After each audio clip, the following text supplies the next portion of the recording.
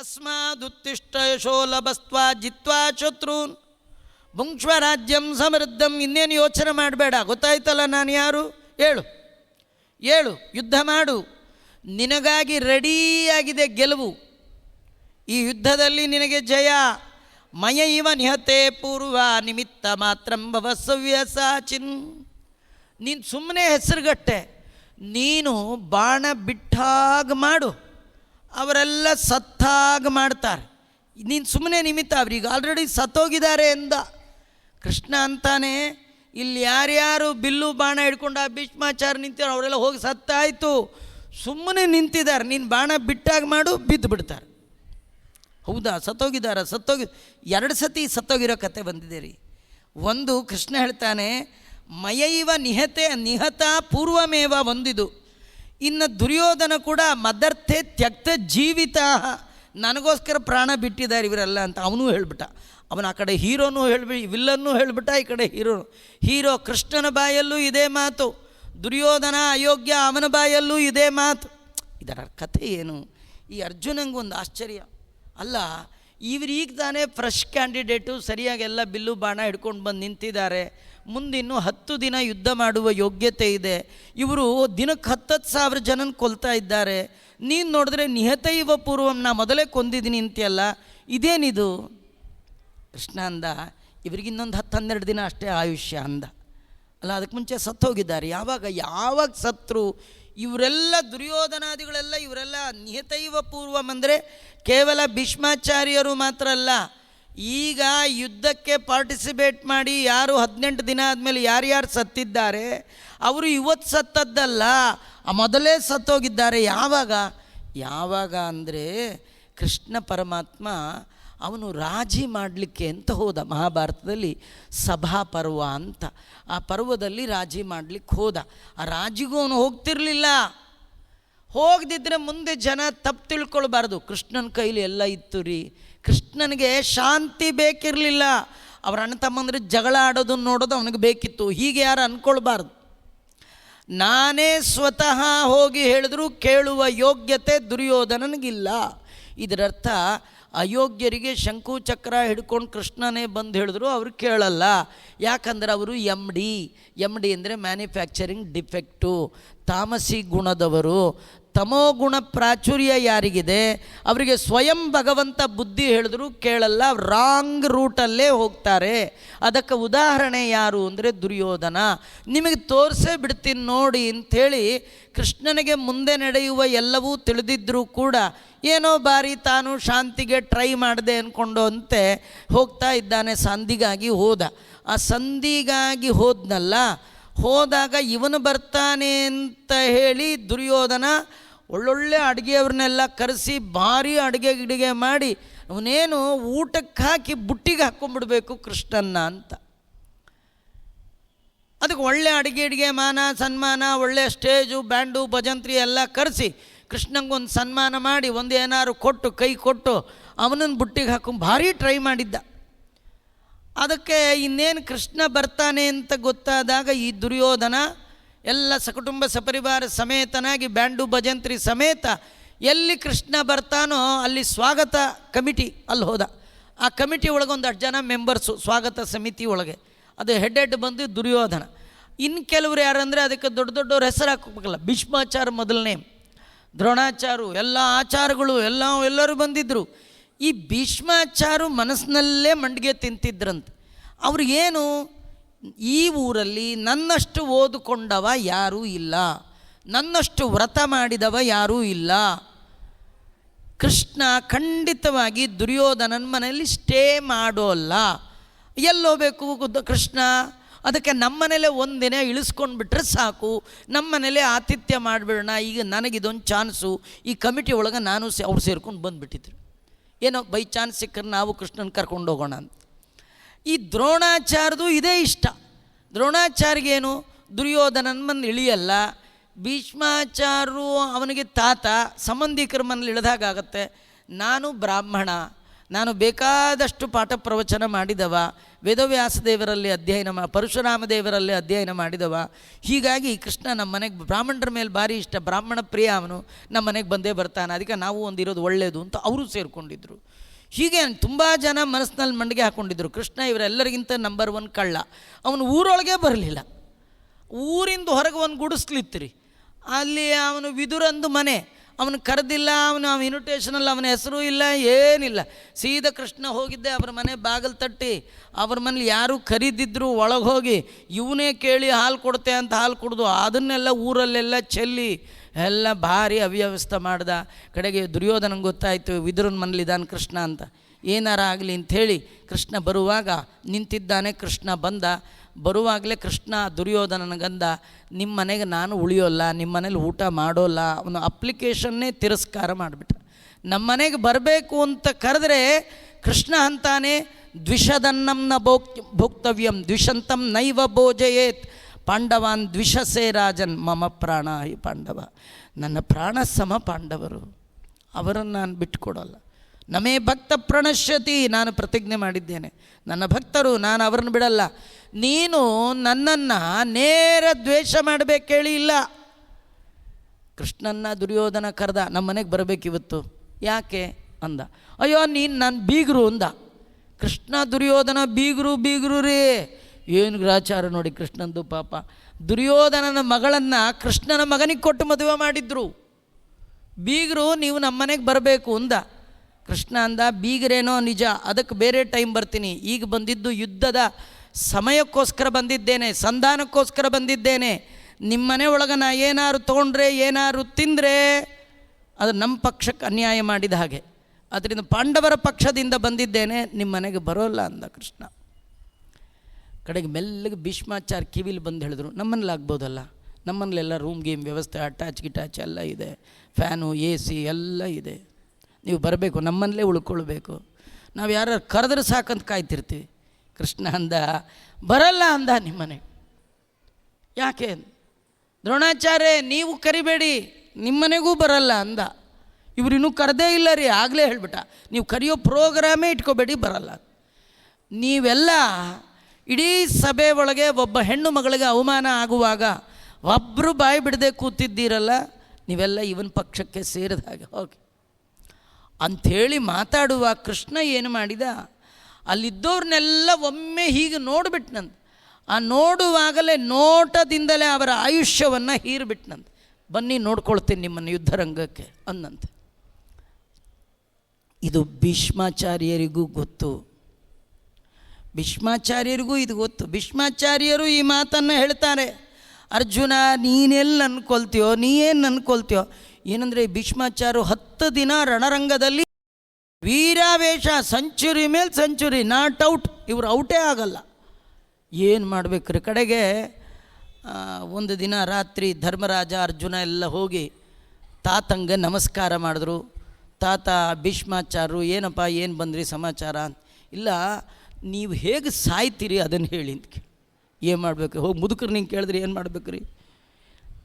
ಅದಕ್ಕೆ ಅವರಂದರು, ನಾನು ಸಾಯೋದೇನಪ್ಪ, ನಾನು ಯಾವತ್ತೋ ಸತ್ತೋಗಿದ್ದೀನಿ, ಸುಮ್ಮನೆ ಆಡ್ತಾ ನನ್ನ ಟೈಮ್ ಬರಬೇಕು ಕಾಯ್ತಾ ಇದ್ದೀನಿ, ನಂದು ಬರಬೇಕು ಕಾಯ್ತಾ ಇದ್ದೀನಿ.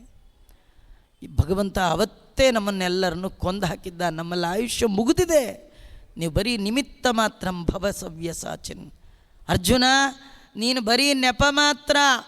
ಇದರರ್ಥ ಕೇವಲ ಅರ್ಜುನನಿಗಲ್ಲ, ನಮಗೂ ಅಷ್ಟೇ. ಅರ್ಜುನ ಏನು ಅಂದ್ಕೊಂಡಿದ್ದ, ನಾನು ಯುದ್ಧ ಮಾಡಬೇಕು, ನಾನು ಇವ್ರನ್ನ ಕೊಲ್ಲಬೇಕು, ನಂಗೆ ಪಾಪ ಬಂದುಬಿಡುತ್ತೆ. ಕೃಷ್ಣ ಅರ್ಜುನನ ನೆಪ ಮಾಡಿ, ಯಾರಿಗೆ ನಾನು ಭಾವನೆ ಇದೆ ನಮ್ಮೆಲ್ಲರಿಗೆ ಹೇಳ್ತಾನೆ, ನೀವೆಲ್ಲ ನೆಪ, ಆಗೋದೆಲ್ಲ ಆಗತ್ತೆ, ಹೋಗೋದೆಲ್ಲ ಹೋಗುತ್ತೆ, ನೀವೇನು ಮಾಡ್ತೀರಿ ನಿಮ್ಮ ಡ್ಯೂಟಿ ಅಂತ ಮಾಡಿ, ಭಗವಂತ ಪ್ರೀತನಾಗಲಿ ಅಂತ ಮಾಡಿ. ನಾ ಇದ್ರಾಯ್ತು, ನಾ ಇದ್ದದ್ದಕ್ಕೆ ಮಾಡಿದ್ದು, ನಾ ಇಲ್ಲದೆ ಇದ್ದರೆ ಗೊತ್ತಾಗತ್ತೆ ನಾನು ಎಷ್ಟು ಮಾಡಿದೆ. ನಿಮ್ದೇನಿಲ್ಲ ರೀ, ನಿಮಿತ್ತ ಮಾತ್ರ ಭವಸವ್ಯ. ಬಹಳ ದೊಡ್ಡ ಮಾತು. ದ್ರೋಣಂಚ ಭೀಷ್ಮಂಚ ಜಯದ್ರಚಂಚ ಕರ್ಣಂಚ ತತಾನ್ಯಪಿ ಬೋಧವೀರಾನ್ ಮಯಾ ಹತಾತ್ವಂ ಜಹಿಮಾಂ ವ್ಯತಿಷ್ಠ ಯುದ್ಧಶ್ವಜೇತಾಸಿ ರಣೇ ಸಪತ್ನಾನ್. ಇವರೆಲ್ಲರನ್ನು ದ್ರೋಣಾಚಾರ್ಯ, ಭೀಷ್ಮಾಚಾರ್ಯ, ಜಯದ್ರಥ, ಕರ್ಣ, ಯಾರ್ಯಾರು ಯುದ್ಧದಲ್ಲಿ ವೀರರಾಗಿ ಗೆಲ್ತೇವೆ ಅಂತ ನನ್ನನ್ನು ಮರೆತು ನಿಂತಿದ್ದಾರೆ, ಇವರೆಲ್ಲರ ಮಯಾ ಹತಃ, ಅವರೆಲ್ಲರನ್ನೂ ಕೊಂದಾಗಿದೆ.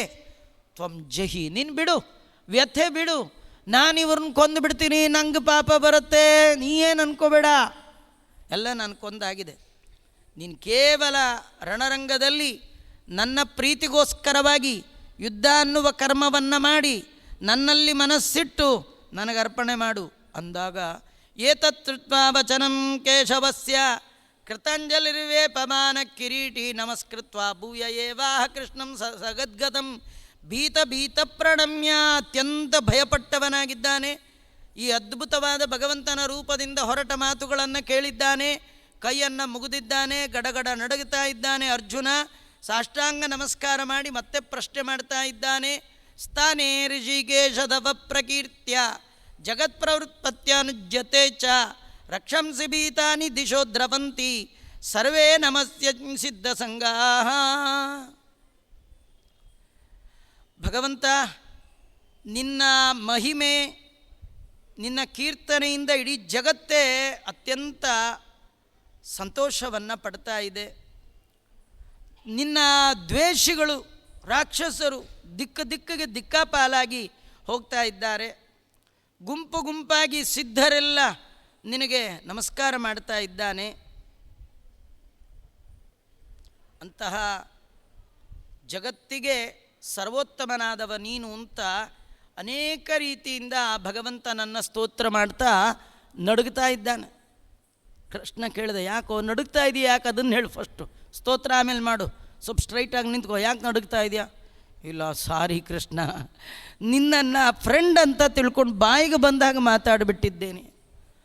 ಸಖೇತಿ ಮತ್ವಾ ಪ್ರಸಭಂ ಯದುಕ್ತಂ ಹೇ ಕೃಷ್ಣ ಹೇ ಯಾದವ ಹೇ ಸಖೇತಿ ಅಜಾನತ ಮಹಿಮಾನಂ ತವೇದಂ ಮಯಾ ಪ್ರಮಾದಾತ್ ಪ್ರಣಯೇನ ವಾಪಿ. ಏನೋ ಗೊತ್ತಿಲ್ಲ, ನಿನ್ನನ್ನು ಸ್ನೇಹಿತ ಅಂತ ತಿಳ್ಕೊಂಡು ಆಗಾಗ ಮಾತಾಡುವಾಗ ಹೇ ಯಾದವ, ಹೇ ಕೃಷ್ಣ ಆ ಕುದುರೆ ಕಟ್ಟು, ಹೇ ಕೃಷ್ಣ ಕುದುರೆಗೆ ನೀರುಡು, ಏನೇನೋ ಅಂದ್ಬಿಟ್ಟಿದ್ದೀನ, ಇಲ್ಲಿ ಬಾಯಲ್ಲಿ ಕೂತ್ಕೋ, ಎಲ್ಲಿ ಓಡಾಡ್ತಾ ಇದೆಯಾ, ನಿನ್ನೇನೇನೋ ಕರೆದು ಬಿಟ್ಟಿದ್ದೀನಪ್ಪ. ಅದು ಒಂದು ಪ್ರೀತಿ, ನಮ್ಮವನಲ್ವಾ ಕೃಷ್ಣ, ನಮ್ಮ ಫ್ರೆಂಡ್ ಅಲ್ವಾ, ಹೀಗೆ ಕರೆದು ಬಿಟ್ಟಿದ್ದೇನೆ. ಪ್ರಣಯೇನ ಪ್ರೀತಿಯಿಂದ ಕರೆದಿದ್ದೇನೆ. ನನ್ನಿಂದಾದ ಈ ಪ್ರಮಾದ ತಪ್ಪುಗಳನ್ನು ನೀನು ಇಷ್ಟು ದೊಡ್ಡವ, ನಿನ್ನ ಮಹಿಮೆ ಅಜಾನತ, ಗೊತ್ತಿಲ್ಲ ನನಗೆ, ನೀನು ಇಂತಹ ವಿಶ್ವರೂಪಿ, ಗೊತ್ತಿಲ್ಲ, ತಪ್ಪು ಮಾಡಿಬಿಟ್ಟಿದ್ದೇನೆ. ತತ್ಕ್ಷಾಮಯೇ ಏಕೋ ತವಾಪ್ಯಚ್ಯುತ ತತ್ಸಮಕ್ಷಮಂ ತತ್ಕ್ಷಾಮಯೇ ತ್ವಾಮಹಮಪ್ರಮೇಯಂ.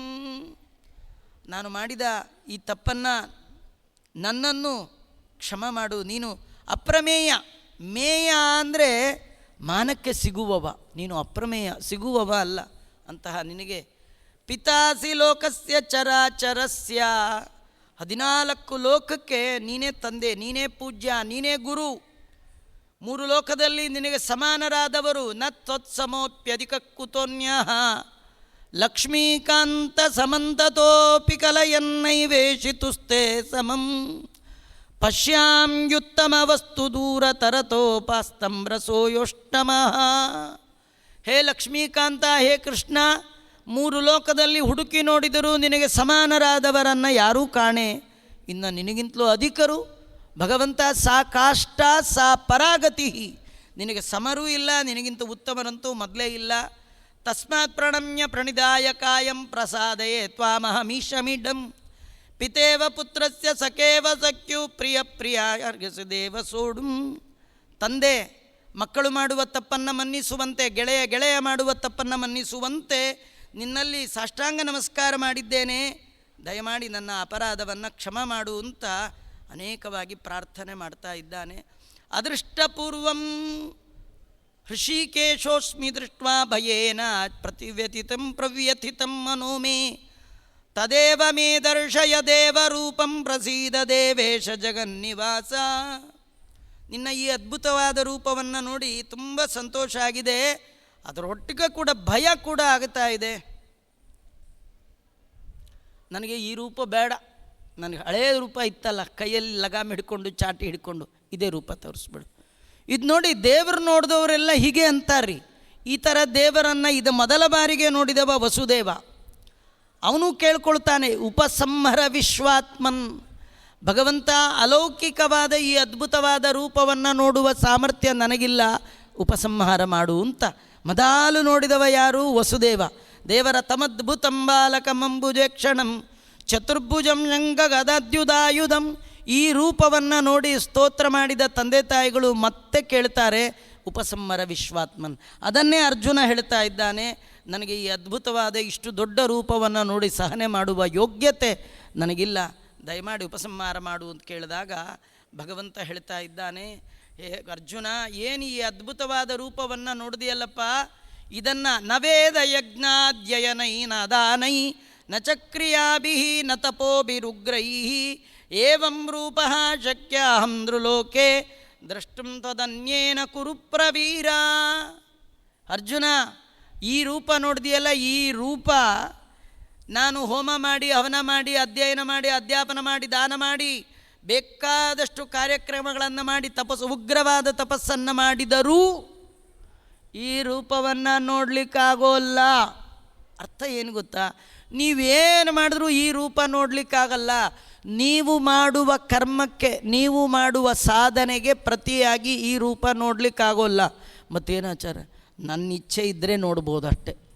ನನ್ನ ಇಚ್ಛೆ ಇದ್ದರೆ, ಇಲ್ಲ ನಾ ಇಷ್ಟು ಹೋಮ ಮಾಡಿದ್ದೇನೆ, ಇಷ್ಟು ತಪಸ್ಸು ಮಾಡಿದ್ದೇನೆ, ಅಥವಾ ಏನು ಹೋಮ ಮಾಡಿದ್ರೆ ಈ ರೂಪ ನೋಡ್ಬೋದು, ಎಷ್ಟು ದಾನ ಮಾಡಿದ್ರೆ ಈ ರೂಪ ನೋಡ್ಬೋದು. ಕೃಷ್ಣ ಹೇಳ್ತಾನೆ, ಏನು ಮಾಡಿದ್ರೂ ಇಲ್ಲ, ನನ್ನ ಇಚ್ಛೆ ಇದ್ದರೆ ಮಾತ್ರ ಈ ರೂಪ ನೋಡಲಿಕ್ಕೆ ಸಾಧ್ಯ ಅಂಥೇಳಿ ಭಗವಂತ ಅಂತ.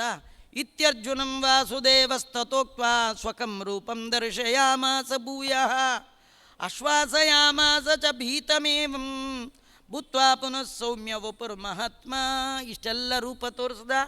ಅವರ ಪ್ರಾರ್ಥನೆಗೆ ಒಳಪಟ್ಟು ಮತ್ತೆ ಪರಮಾತ್ಮ ತನ್ನ ರೂಪವನ್ನು ತೋರಿಸಿ ಮತ್ತೆ ಹೇಳ್ತಾ ಇದ್ದಾನೆ, ಸುದುರ್ದರ್ಶನಮಿದಂ ರೂಪಂ ದೃಷ್ಟವಾನಸಿ ಯನ್ಮಮ ದೇವಾಪ್ಯಸ್ಯ ರೂಪಸ್ಯ ನಿತ್ಯಂ ದರ್ಶನಕಾಂಕ್ಷಿಣಃ. ದೇವತೆಗಳು ಕೂಡ ಈ ರೂಪವನ್ನು ನೋಡಬೇಕು ಅಂತ ಕಾಯ್ತಾ ಇದ್ದಾರಪ್ಪ, ಅವ್ರಿಗೂ ಸಿಗುವಂಥದ್ದಲ್ಲ. ನಾಹಂ ವೇದೈ ನ ತಪಸ ನ ದಾನೇನ ನೈಜಜ್ಯಯ ಶಕ್ಯ ಏವಂ ವಿದೋ ದೃಷ್ಟಂ ದೃಷ್ಟವಾನಸಿ ಮಾಂ ಯತ. ಇವತ್ತು ನನ್ನ ಈ ರೂಪವನ್ನು ಏನು ನೋಡಿದೆಯಾ, ಇದು ದೇವತೆಗಳು ಬಯಸುವಂತಹ ರೂಪ.